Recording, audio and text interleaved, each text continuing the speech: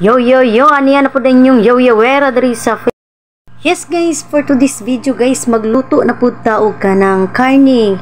Tiil sa karne guys, sa baboy guys. Sumuni ato ang mga lamas nga ibutang sa ato ang karning baboy. So, ayan na po yung ating karning baboy na tiil guys. So, nakita ninyo nga gamay lang na siya guys, kay medyo gatipid-tipid mo karon. Kay uso baya ang high blood karon, labi nagtang init ang ato ang panahon.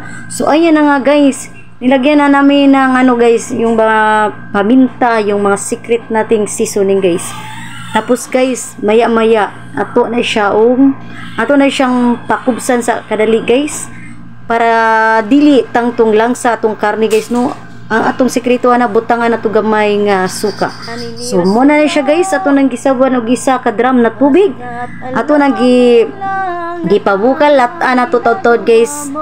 Pagkahuman na tog lata guys, andam na para mukaon na ang mga unay, labi na sa mga butagay daya no. Tagaan ta mog sabaw ug namoy bawl nga ikahatag sa kuha, barter tag ilimnon mga guys.